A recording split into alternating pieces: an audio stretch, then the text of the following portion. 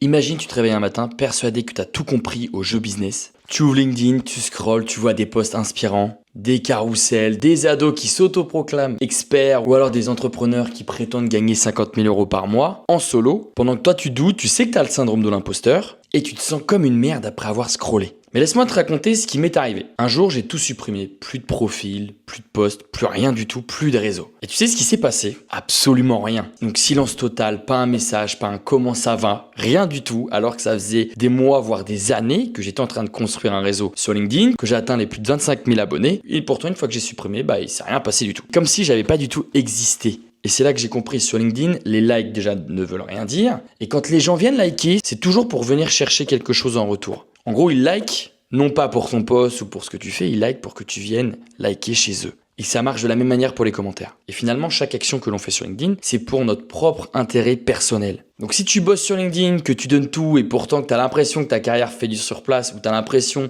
de travailler beaucoup pour finalement très peu de résultats, accroche-toi parce que dans cette vidéo, je vais t'ouvrir les yeux sur la vraie raison. LinkedIn est peut-être en train de plomber ta progression sans même que tu t'en rendes compte. Et surtout, je vais te montrer comment tu peux t'extirper de ce piège avant qu'il te fasse perdre des années ultra précieuses. Reste bien jusqu'au bout parce que ce que tu vas découvrir pourrait bien changer ta façon de redéfinir toute ta carrière. L'illusion de l'action, comment LinkedIn te piège. Quand j'avais 25 000 abonnés, je pensais réellement avancer. Tous les jours, dès que je postais un post, j'avais l'impression d'accomplir quelque chose de nouveau. J'avais l'impression d'avancer vers un objectif qui finalement n'était pas forcément un vrai objectif. Je me sentais expert, je me sentais très sincèrement inspirant pour d'autres jeunes. Pourquoi? Parce que déjà, tu as 100 personnes qui commentent ton post en disant « j'adore ce que tu fais, c'est génial, bravo, etc. » Donc en fait, ton ego et ton prisme, ils changent complètement. Ta réalité ne devient pas ta vie de tous les jours, ta réalité devient LinkedIn. Tu as 100 personnes qui te disent tous les jours que tu es le meilleur, d'un coup, tu switches complètement. Et en plus de ça, je rafraîchissais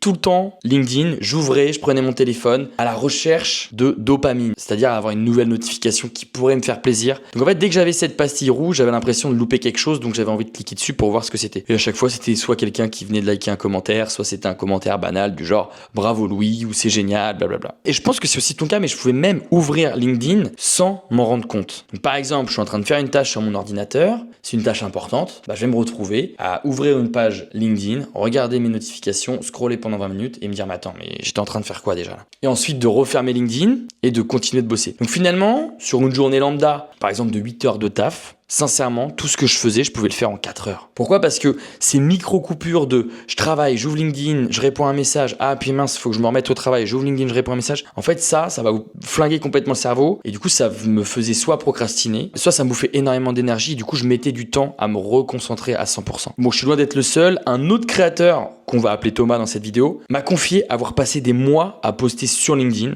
tous les matins. Et il m'a dit, je cite, « J'avais l'impression de bosser, mais mon chiffre d'affaires ne bougeait pas. Pire, j'avais peur de rater quelque chose ou de faire une connerie quand je ne postais pas. » Et tu sais quoi? Donc ça, c'est une stat. 68% des utilisateurs LinkedIn se sentent sous pression pour leur image. Ça veut dire que quasiment 2 personnes sur 3 jouent un rôle chaque jour. Et du coup, quand on regarde LinkedIn, quand on sait cette stat, on se rend bien compte qu'il y a énormément de créateurs qui jouent un rôle. Et on appelle ça le virtue signaling. En gros, c'est quand quelqu'un affiche publiquement ses valeurs, non pas pour agir, mais pour montrer qu'il ou elle est une bonne personne. Vous prenez l'exemple d'un manager, il va dire « Les 3 quarts des managers ne savent pas manager, voici ce que moi je fais. T'arrives en retard? C'est pas très grave, je m'en fous complètement que mes employés arrivent en retard. » Ça, c'est pour montrer que t'es un bon manager, alors qu'en réalité, on sait très bien que t'es pas comme ça. Donc c'est vraiment montrer sa vertu. Je t'ai pris 2 exemples de postes qui m'ont bien fait rire. J'ai été responsable, mon directeur m'a dit « Il y a une table pour la direction et une table pour les autres, tu manges avec nous ?» J'ai refusé. En fait, ça, pareil, c'est du virtue signaling pour une raison qui est très simple, c'est que la plupart des gens, si t'as ton directeur qui dit « Il y a une table pour la direction, une table pour les autres, viens avec nous. » Sauf que cette personne a préféré montrer une partie de sa vertu et a dit bah moi j'ai fait complètement l'inverse donc j'ai refusé. Donc finalement on s'auto-congratule, on montre qu'on prend toujours une meilleure décision que la plupart des gens, on montre qu'on est parfait, on montre qu'on n'a aucun défaut, on montre pas nos failles et surtout on montre qu'on est gentil et honnête alors qu'en réalité c'est loin d'être le cas. Ensuite j'ai pris un deuxième post qui m'a bien fait rire parce que c'est surtout dans la tournure de phrase. J'ai écrit une séquence, elle m'a ramené 18 calls qualifiés en 6 jours. Vous savez, grossir le trait, montrer qu'on a énormément de résultats en très peu de travail et en très peu de temps.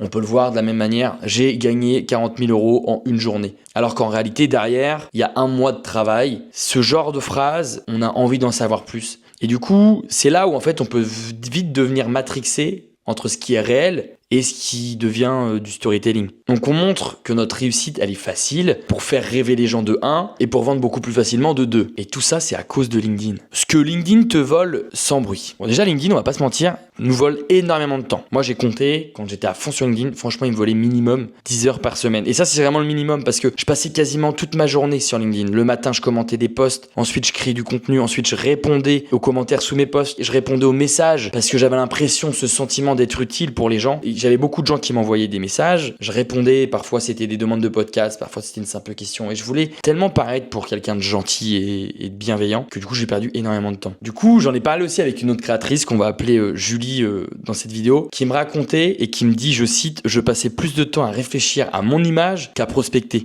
Je voyais tellement de concurrents dire qu'ils gagnaient 10 000 euros par mois que j'ai suivi ce mouvement. Résultat, 0 nouveaux clients en 3 mois. Et moi, je connais cette créatrice et c'est vrai qu'il y a un moment donné, quand j'avais vu ces fameux posts du genre « je gagne plus que mes parents, je gagne plus qu'un médecin, etc. » alors que je savais pertinemment que c'était faux, je me suis dit « mais attends, elle joue à quel jeu là ?» Ensuite, LinkedIn te vole ta clarté. À force de réfléchir en gros à ton image, tu vas oublier qui tu es vraiment et ce que tu proposes. Et surtout, pourquoi tu te lèves le matin. Moi, ça m'est arrivé, et c'est d'ailleurs une étude aussi d'Harvard Business Review, la suractivité sur les réseaux professionnels accentue le syndrome de l'imposteur. Donc quand tu te demandes pourquoi j'ai le syndrome de l'imposteur, pourquoi je me sens nul, pourquoi je suis jamais expert, pourquoi j'ai pas assez de connaissances pour parler de tel sujet, en fait, ça vient du fait que tu consommes beaucoup trop les réseaux professionnels comme LinkedIn. Et du coup, plus tu t'exposes et plus tu vas douter de ta légitimité. Et d'ailleurs, c'est un peu cette fameuse phrase, ce que je sais, c'est que je ne sais rien. Si par exemple, je te demande d'apprendre un sujet par cœur et que tu dois lire plein de livres sur ce sujet-là, en fait, si tu regardes énormément de vidéos sur ce sujet, tu vas toujours avoir l'impression de ne pas en savoir assez et du coup, tu ne te lanceras jamais, tu commenceras jamais à poster des contenus sur ce sujet-là. Pourquoi ? Parce que tu dis, bah non, mais ça, je connais pas, donc je peux pas, je me sens pas légitime encore, donc il me faut une nouvelle formation pour que je puisse me lancer, etc. Ensuite, ce que LinkedIn te vole, c'est ton énergie. Moi, j'avais vraiment ce sentiment de bosser, alors qu'en réalité, je bossais pas. J'étais exténué le soir, mais je me disais, bah c'est normal, faut que tu te lèves à 5 heures, tu vas charbonner, tu vas réussir. De toute façon, tous ceux qui bossent pas beaucoup, c'est des flemmards et ils veulent pas réussir. Moi, je veux réussir, donc je bosse. Et du coup, je remplissais en fait mon agenda uniquement de LinkedIn pour avoir ce sentiment que j'étais en train de travailler et j'étais en train de faire quelque chose qui avait vraiment de l'impact. Alors qu'en réalité, je pouvais passer des heures à répondre simplement à mes commentaires du genre bravo Louis pour ce que tu fais. Et moi, j'étais merci Daniel, merci machin. Et pareil, où j'allais commenter les posts des autres sur des sujets un peu lambda. Pas besoin d'avoir d'offres pour gagner de l'argent, blabla. Et moi, j'étais là, oui, tu as raison, je suis d'accord avec toi. Et en fait, je passais énormément de temps à commenter des posts qui m'apportaient rien, quoi. Ensuite, LinkedIn va te voler ta crédibilité pour plusieurs raisons. Un freelance qui poste tous les jours, sans client, ça se finit par se voir. Et du coup, moi, j'ai cramé beaucoup de créateurs, parce que ça fait longtemps que je suis dans le milieu de LinkedIn, qui vont tenter de mentir, de 1 sur leurs chiffres, de 2 sur de faux avis clients. Là, j'ai vu récemment où certains créateurs, ou de 3, tentent quelque chose que tu as sûrement déjà vu, c'est de faire croire qu'ils sont débordés, de faire croire qu'ils ont plein de clients, du genre, on a normalement que 10 places, on a reçu beaucoup trop de demandes, donc du coup, on ferme nos portes de notre accompagnement. Jusqu'à maintenant, ça fait monter un peu la sauce, tu dis, ok, putain, c'est que ça doit marcher. Puis bizarrement, le lendemain, tu revois un post. Bon, comme on est vraiment débordé, on s'est dit qu'on pouvait pas refuser toute cette demande, donc on ouvre 5 nouvelles places. Et en fait, c'est juste du faux mot. Toi, quand tu regardes ça, tu dis putain, j'ai l'impression que je vais louper quelque chose si je ne paye pas leur accompagnement, parce que je vois que tout le monde le veut, donc ça veut dire qu'il y a quelque chose d'intéressant. Et du coup, en fait, plus tu fais croire que t'es fort, plus finalement, moins tu gagnes. Ça, c'est le paradoxe de LinkedIn. Tu deviens un professionnel des posts viraux, tu sais comment faire du like, tu sais comment avoir des commentaires, etc. Par contre, vendre, c'est quelque chose que tu repousses ou que tu ne sais pas forcément faire. Au-delà du mensonge, donc ça veut dire il y a plus de place, mais bon, je te fais cette offre, au lieu de 1000 euros, je te la fais à 500. Donc pour moi, ça reste du mensonge. Il y en a qui vont appeler ça de la pub. Pour moi, c'est du mensonge. Et du coup, j'en ai parlé avec un coach qui est devenu un pote, qui est aussi créateur sur LinkedIn, qui a plus de 40 000 abonnés. Pour le coup, lui, il avait plein de likes, plein de commentaires, beaucoup d'engagement, et il avait quasiment jamais signé de client grâce à son contenu. Et moi, je me suis toujours demandé, mais comment tu fais pour ne pas signer de client avec toutes les personnes qui like et qui commentent? Et finalement, il était devenu influenceur parce qu'il était tombé dans cette spirale infernale de « Ah tiens, ce post-là, il marche pas. Ah, celui-ci, il a marché. Pourquoi il a marché ? Parce que j'ai parlé de mon burn-out. Ah bah tiens, je vais continuer de parler de burn-out. » Et en fait, il abordait des sujets tellement larges que tout le monde pouvait avoir. Et du coup, les gens venaient liker, commenter, je suis d'accord, j'ai déjà eu ça, etc. Mais personne voulait acheter chez lui parce qu'il ne s'est pas positionné comme un expert de son domaine. Et vous n'imaginez pas le nombre de créateurs LinkedIn que je rencontre et qui justement, malgré des milliers de likes, n'arrivent pas à vivre de leur activité. J'ai même signé des créateurs LinkedIn qui avaient beaucoup plus d'abonnés que moi et qui ont acheté mon accompagnement parce qu'en fait, ils savaient pas du tout comment vendre. Et quand j'ai vu ça, je me suis dit, mais en fait, de l'extérieur, tu as l'impression que c'est des mecs qui cartonnent ou des meufs qui cartonnent. En réalité, c'est bien plus complexe que ça. Et le syndrome de l'imposteur explose. Il y a une étude de l'Observatoire du numérique qui montre que 54% des créateurs de contenu professionnel ressentent une dissonance entre leur image en ligne et leur réalité business. Donc, tu vois, en ligne, par exemple, quand tu dis je gagne 10 000 euros de chiffre d'affaires, alors tu sais très bien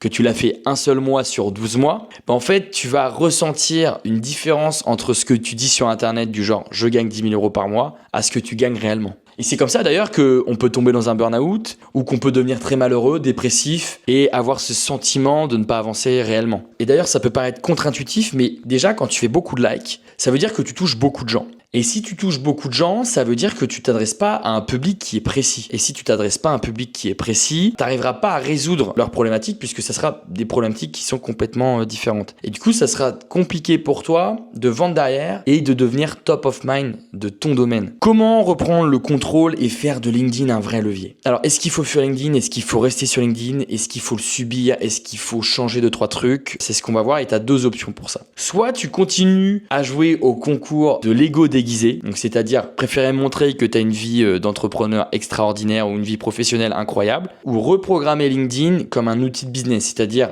t'apportes des choses aux gens. Parce qu'en réalité, quand tu parles que de toi et qu'il n'y a pas vraiment de message derrière, tu veux juste te vanter, montrer que tu es meilleur, il y a très peu de chances que derrière ça donne envie aux gens d'acheter chez toi. Par contre, dis-toi que tu es au point B et que tu as des gens qui sont au point A et qui rêveraient d'atteindre le point B. En fait, crée de la valeur, créer des posts qui vont permettre à ces gens-là de passer du point A au point B. Donc moi, ce que j'ai fait, c'est que j'ai été beaucoup plus radical que la plupart, mais c'est pas forcément obligatoire, c'est que j'ai supprimé mon compte LinkedIn à plus de 25 000 abonnés, donc j'en ai fait d'autres vidéos. En fait, pourquoi? Pour me forcer à oublier ce que je faisais avant. Parce qu'en fait, quand on est vraiment matrixé par ce truc de putain, j'ai plein de likes, en fait, on va se dire, mais là, ce que je suis en train de faire, ça m'apporte pas de likes. Bon, attends, je vais revenir à ce que je faisais avant. Donc non, j'ai préféré tout supprimer et me concentrer sur une seule thématique que pourrait avoir ma cible. Donc moi, maintenant, c'est vraiment la prospection pour les freelances. J'ai arrêté de poster aussi tous les jours. J'ai enlevé un peu cette priorité qui n'était pas vraiment une vraie priorité et j'ai remplacé cette priorité-là par créer 10 conversations tous les jours. En fait, avant, je me levais le matin, j'allais sur LinkedIn, je regardais les commentaires, je répondais à quelques commentaires, je créais un post LinkedIn. C'était ma priorité. Maintenant, je me lève le matin, j'ouvre mon ordinateur, je vais sur LinkedIn et j'engage 10 nouvelles conversations. Pas j'envoie 10 messages, j'engage 10 nouvelles conversations. Donc ça veut dire que tous les jours, j'ai au moins 10 nouvelles conversations. Avec évidemment des gens qui font partie de ma cible. Donc du coup, je suis sorti de cette matrice de il faut que je poste, si je poste pas, l'algorithme de LinkedIn va me bannir, etc. Non, je suis sorti de cette matrix, je suis sorti du regard des autres de j'ai moins de likes, machin, et maintenant je focus sur la prospection. J'ai pris aussi énormément de recul sur mon offre, donc j'ai tout clarifié et j'ai qu'une seule offre, un seul prix pour une seule cible. Aussi simple que ça. Et je ne communique sur rien d'autre. Et juste le fait d'avoir fait ça, ça m'a permis ensuite de trouver de meilleures idées de contenu. Et pas forcément pour poster tous les jours, 2 fois, 3 fois par jour, mais des idées de contenu où je sais que ça va forcément m'apporter des clients derrière. Pourquoi? Parce que je monte mon expertise, j'aborde des sujets qui sont essentiels autour de mon expertise et je sais que derrière, je peux devenir top of mind sur mon sujet d'expertise. Et d'ailleurs, pour m'inspirer d'autres créateurs meilleurs que moi dans mon domaine, donc que ce soit la vente ou la prospection, j'utilise la fonction inspiration de Magic Post. Et en gros, je l'utilise toutes les semaines aussi pour produire évidemment du contenu parce que je suis pas en train de dire qu'il faut complètement arrêter le contenu, mais pourquoi Magic Post c'est top? Parce qu'en fait, Magic Post, il n'est pas basé pour que tu fasses des milliers de likes. Il a été créé pour que tu fasses des posts qui correspondent à une cible et cette cible-là avec des besoins. Et si elle a des besoins, elle va venir t'envoyer un message pour travailler avec toi. Donc en fait, c'est vraiment des posts qui sont basés sur une vraie problématique. Et du coup, à chaque post, évidemment, il faut bien mettre un call to action bien précis. Donc en gros, c'est une cible égale une problématique à résoudre égale un seul call to action égale un seul contenu. Évidemment, tu peux tester Magic Post en cliquant directement sur le lien en commentaire. Si tu passes par mon lien, évidemment, tu as 10 posts gratuits offerts alors que d'habitude, tu n'en as que 5. Moi, Magic Post, sincèrement, je m'en sers tous les jours. Principalement pour écrire mes brouillons de posts beaucoup plus rapidement parce que c'est l'IA qui s'en charge. Et après, moi, je viens ajouter, modifier comme j'ai pu faire énormément de vidéos sur le sujet. Donc LinkedIn, c'est une plateforme, on est d'accord. C'est toi qui choisis d'être un utilisateur. Du coup, maintenant, j'ai une question pour toi. Est-ce que tu comptes utiliser LinkedIn ou est-ce que tu vas laisser LinkedIn t'utiliser ?